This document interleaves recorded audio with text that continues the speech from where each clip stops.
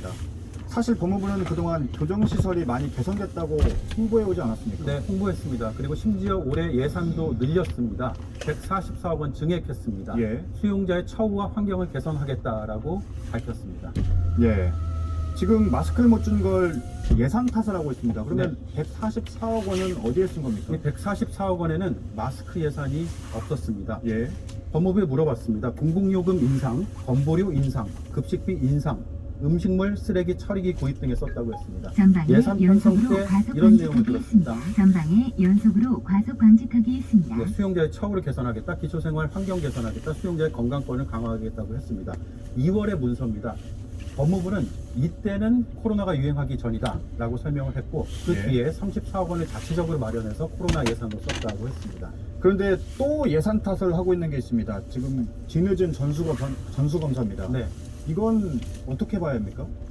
서울시가 바로 반박했습니다. 국비로도 할 수 있다라는 내용인데 그렇다면 이건 예산을 탓할 게 전방에 아니라 과속 법무부의 방지턱이 행정력을 있습니다. 탓해야 되는 게 아닌가 싶습니다. 올해 교수신문이 뽑은 사자성어가 있습니다. 아, 시, 타, 비. 나는 옳고 남은 그르다.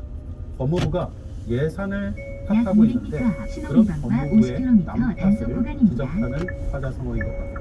예. 지금 코로나19 잠시 사태가 후 시작된 지 신호 1년이 다 돼갑니다. 50km 근데 단속 구간입니다. 어떻게 이렇게 대책이 없이 뚫릴 수가 있습니까? 그러니까 사회화 격리시킨 것뿐만 아니라 수용자들을 방역과도 격리시켰다. 100m 앞에 사고 다발 우리 구간입니다. 초에 우리가 많이 겪었던 문제점들을 한번 기억해 보겠습니다. 마스크 부족했습니다. 정보 부족했습니다. 매뉴얼 부족했습니다. 무왕자왕했습니다.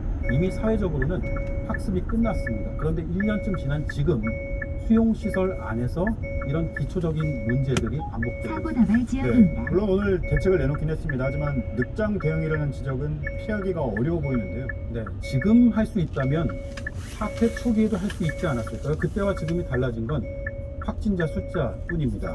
늦었다는 100m 건 스스로 앞에 인정을 사고 했습니다. 다발 구간입니다. 네, 잘 들었습니다. 이슈체크 오대영 기자였습니다.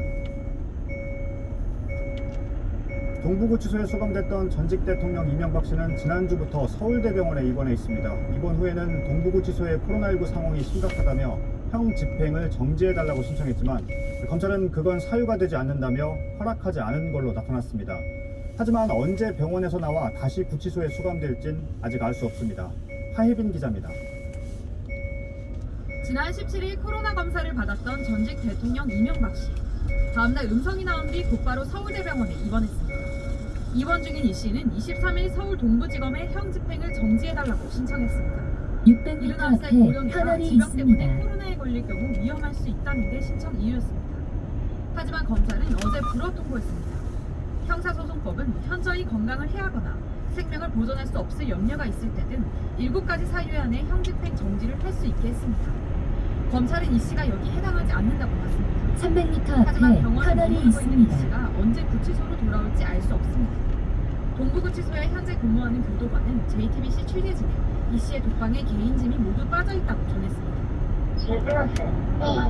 그래서 지금 뺐어요. 아직 5년 다니고 저는 시작하는데 방에서 지금 다 빼갔어요. 지난 10월 입원했을 땐 다시 구치소로 와야 하기 때문에 짐을 빼지 않았습니다. 그래서 이 씨가 구치소로 옮길 거란 이야기가 나옵니다. 한편 서울구치소에 있는 전직 대통령 박근혜 씨는 최근 코로나 음성 판정을 받았습니다. 형 집행 정지는 신청하지 않았습니다. JTBC 하희빈입니다. 며칠 전에 동부구치소 수용자들은 수건을 창문 밖으로 흔들었습니다. 살려달라고 쓴 종이를 내보이기도 했습니다. 그만큼 절박하다는 겁니다. 코로나19 대응을 제대로 못했다는 지적을 받는 동부구치소가 이번엔 발빠르게 움직이고 있습니다. 누군지 찾아내서 징계를 하겠다는 겁니다. 현직 교도관도 말도 안 되는 얘기라고 말합니다. 김필중 기자입니다. 살려달라고 적혀 있습니다. 한 방에 8명이 다닥다닥 붙어 있다는 글도 있습니다. 수건을 흔들기도 합니다. 최근 서울 동부구치소 수용자들이 창문 밖으로 보낸 메시지입니다. 그런데 구치소 측이 이들을 찾아내겠다고 나섰습니다. 창문 밖으로 손을 내밀려면 방충망을 뜯어야 합니다. 우측 기물을 커브에 수송했다. 주의하세요. 동부구치소 측은 수용자들이 갑작스런 관심에 흥분해 통제하기 힘들다며 징계는 당연한 절차라고 말했습니다. 이미 몇몇 수용자들이 당사자로 지목된 것으로 파악됐습니다.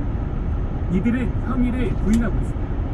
현직 교도관조차 더한 조치라고 합니다. 말이 안 되는 소리죠. 그 사람들 그런 차원에서 어떻게 되겠습니까? 살려달라고 할 수밖에 없죠. 그렇다고 방송국 그 비용하고 안 되는 걸 듣고 부탁해서 책임은 제대로 방역을 하지 않은 도정 당국에 있다고도 했습니다. 컨트롤 타워에서 교정 본부나 우측 동부지서 커브에 주의하세요. 가장 소장선에서 제대로 지휘를 못했기 때문에 이러한 원인이 발생한 거라고 봅니다. 동부구치소 측은 코로나 확진자가 나오지 않은 방에서도 일부러 손편지를 쓴 경우가 있어 약 500m 조사하고 있다고 50km 밝혔습니다. 단속 구간입니다. JTBC 김필주입니다. 네, 미국에서도 교도소에서 집단 감염이 일어났습니다. 밀폐된 공간에서 1000명 넘는 재소자에게 코로나19가 빠르게 번졌습니다. 워싱턴 연결합니다. 임종주 특파원, 감염자가 하루 만에 크게 늘었다면서요? 네, 그렇습니다. 문제의 교도소는 알래스카주 최대의 구스크릭 교정센터입니다. 재소자 1230여 명 중 90%에 이르는 1110여 명이 양성 판정을 받았습니다. 현지 시간 토요일 9시인데 그보다 하루 전 파악된 확진자는 112명이었습니다. 잠시 네, 후 이렇게 50km 집단 감염이 나온 게 구간입니다. 여기뿐만이 아니죠? 네, 알래스카주만 놓고 봐도 전체 재소자의 40%가 넘는 2,000명가량이 감염됐습니다. 거의 밀폐된 시설 내 전염입니다. 미국 전체로는 27만 5천여 명에 이릅니다. 재소자 5명 중 1명꼴입니다. 사망자는 1,700여 명입니다. 비영리 단체 집계인데 실제로는 더 많을 것으로 추정됩니다. 네, 그리고 영국발 변이 바이러스도 추가로 나왔다면서요? 네, 추가 감염자는 캘리포니아 남부에 사는 30대 남성입니다. 주지사의 발표 내용 직접 들어보시죠. Of some news out of this state. Just an hour or so ago, we were informed that this new variant, this new strain that we've identified, obviously from the United Kingdom. 네, 그리고 처음으로 변이 바이러스에 걸린 사람이 나온 콜로라도에서는 의심 사례도 발견이 됐죠? 네, 첫 감염자와 함께 주 방위군 소속으로 요양원에 지원 업무를 나갔다가 양성 판정을 받은 20대 남성입니다. 세 사람 모두 해외여행을 간 적은 없습니다. 미국 내에서 변이 바이러스가 이미 확산됐다는 이딴 신호여서 보건당국을 긴장시키고 있습니다. 네, 그러면 백신 접종은 빠르게 좀 잘 되고 있습니까? 네, 연내 2천만 명이 목표였는데 실제 접종 인원은 8분의 1 수준인 206천만 명에 그쳤습니다. 주 정부마다 우선 접종 순서와 방식이 제각각이다 보니까 보시는 것처럼 시속 50km 차로 과속 구간입니다. 이루어지고 있습니다. 미국 내 입원 환자와 하루 사망자는 또다시 최고치를 기록했습니다. 네, 알겠습니다. 워싱턴에서 임종주 특파원이 전해드렸습니다. 우리 300m 정부는 앞에 백신 계약을 시속 서두르고 50km 신호 과속 단속 구간입니다. 준비하고 있습니다. 가장 먼저 맞을 수 있는 게 영국의 아스트라제네카 백신입니다. 잠시 후 신호 위반과 50km 단속 내년 구간입니다. 1월 안에 조건부 허가를 신청하는 계획인 걸로 시대 결과 확인됐습니다. 윤소라 기자입니다. 50km입니다. 현재 아스트라제네카의 백신은 우리 약 식품의약품 500m 안전처에서 500m 앞에 시속 50km 실제 과속 접종을 단속 하려면 구간입니다. 사전 검토를 거친 뒤 사용 허가 신청을 내서 승인을 받아야 합니다. 우측 커브에 주의하세요. 300m 앞에 시속 50km 과속 단속 구간입니다. 허가를 신청할 계획이라고 전망했습니다. 아직 임상 잠시 후 상황이 끝나지 않았기 과속에 때문에 잠시 후 50km 단속 구간입니다. 영국은 현지 시간 30일 긴급 사용을 허가했습니다. 그동안 안전성 논란은 있었습니다. 첫 번째와 두 번째 접종 때 용량을 다르게 하면 예방 효과가 높아졌는데 이게 실수 때문에 나온 결과였기 때문이었습니다. 이 부분에 대한 연구는 계속됐습니다.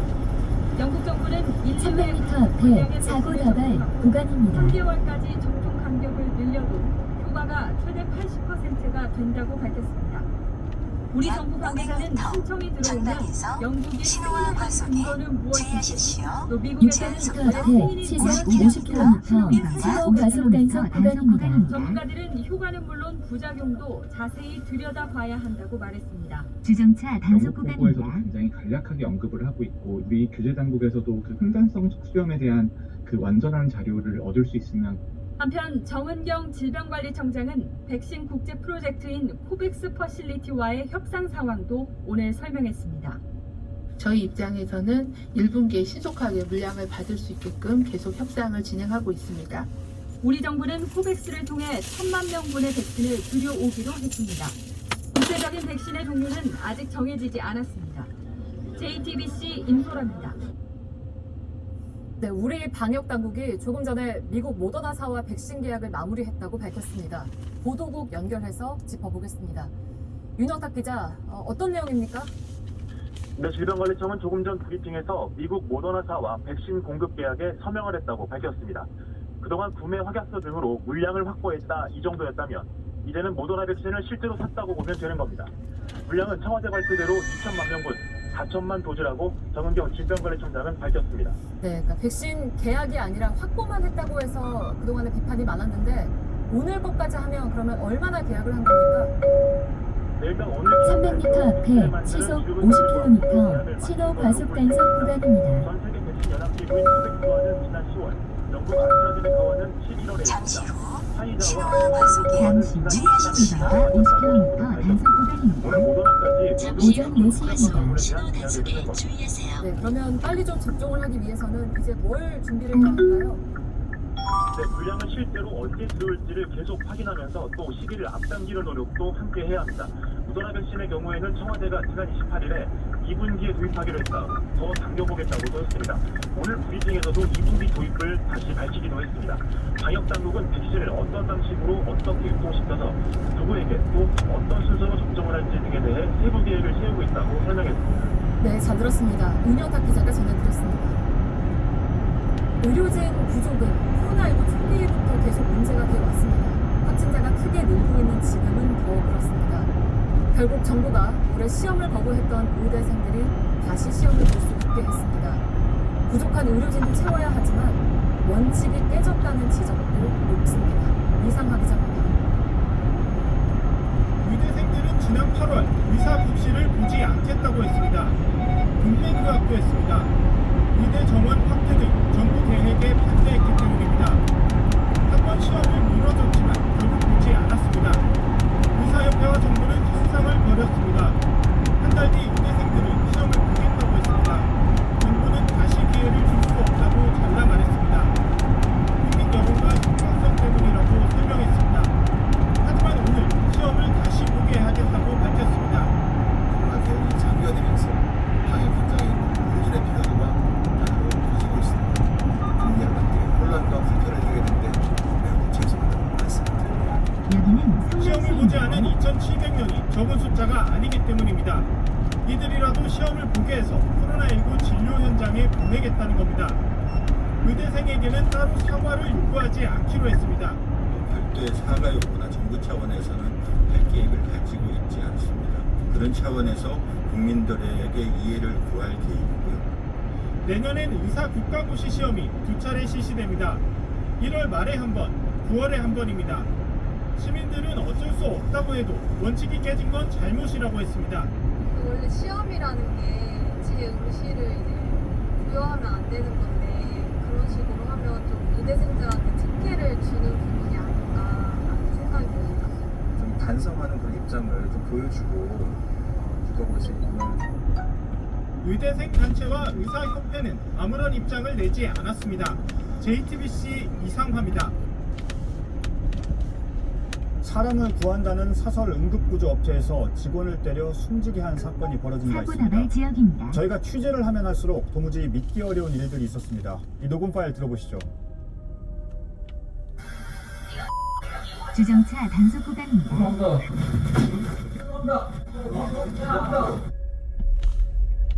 사실상 업체 대표인 사람이 응급구조사를 때린 당일의 상황입니다.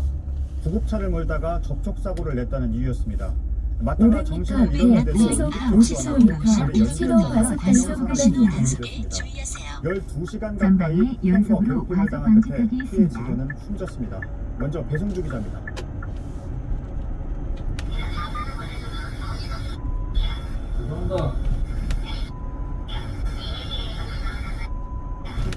지난 24일 사설구급대 응급구조사 40살 A씨와 동갑내기 동료 B씨의 통화 내용입니다. B씨가 관찰을 몰다낸 접촉사고가 문제였습니다. 사실상 대표인 A씨에게 늦게 보고했다고 나무라는 겁니다.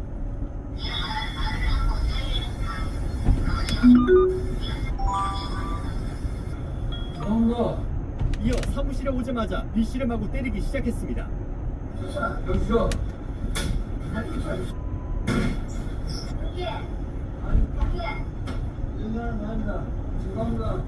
직원들은 4시간 넘게 폭행이 이어졌다고 증언합니다. 차니까 뒤로 넘어가면서 학자 모서리에 어린이 머리를 보호구역입니다. 부딪히면서 입에 거품 물리고 눈이 뒤집히면서 기절을 하더라고요. A씨는 정신을 잃었던 B씨 행동이 연기였다며 퇴근한 직원들에게 깨어난 B씨 영상을 찍어 보내기도 했습니다.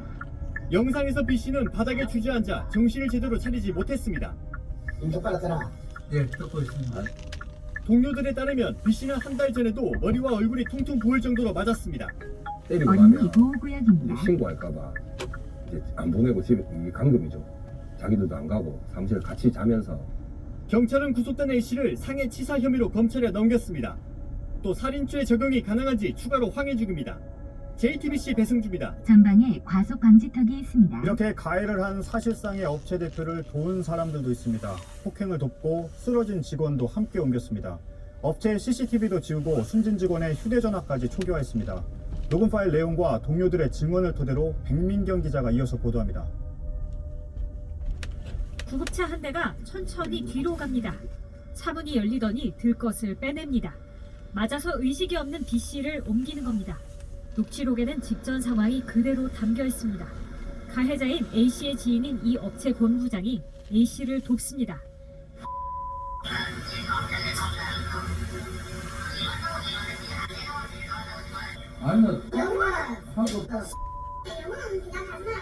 맡고 있는 B씨를 비웃기도 합니다. 오늘 대답했습니다. 제가 거짓말하면서 하나님한테 괜히 잘 보이려고 계속 거짓말하고. 겉옷도 벗깁니다. 죄송합니다.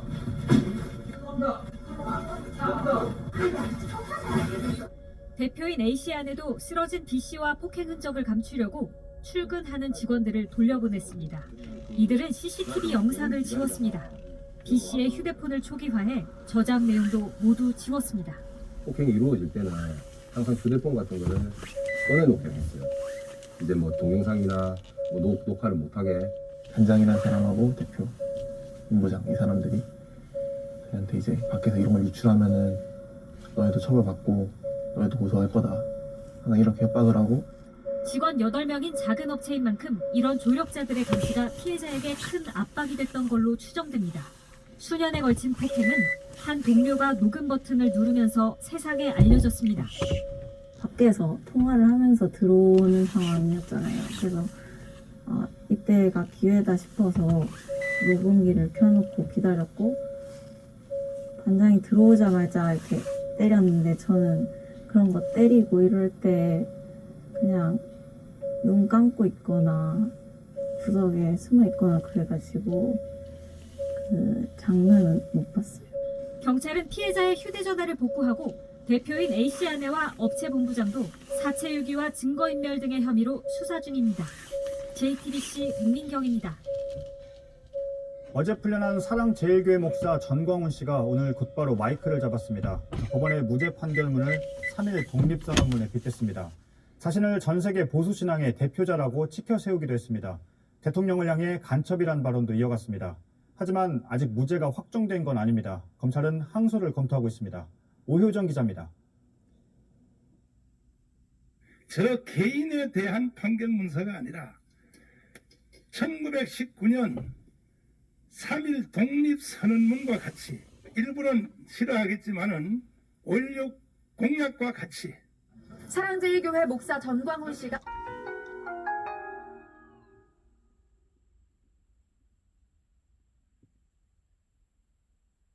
지켜세웠습니다.